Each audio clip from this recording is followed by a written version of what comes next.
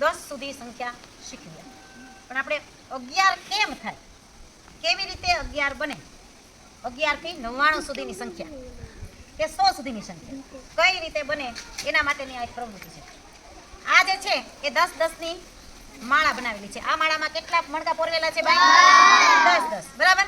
આ એક માળા 10 ની. બરાબર. એમાં હું એક મણકો ઉમેરું તો 1 10 અને માથે એક છૂટા તો કેટલા થાય ભાઈ? સરસ. ચાલો હવે એવી રીતે 2 માળા લઉં. જોજો ભાઈ કેટલા ભાઈ? 2 માળા અને માથે હું 2 છૂટા લઉં છું. જોજો 2 માળા. આ એક 10 બીજા 10 તો 2 10 એટલે કેટલા થાય? 20 માં 2 નાખો 20 25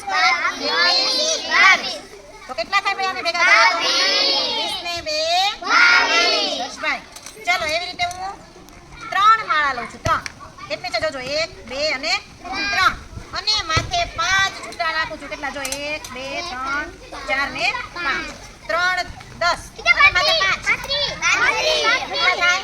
3 10 એટલે કેટલા? 3 10 એટલે કેટલા? અને માથે કેટલા? 30 માં 5 કેટલા થાય?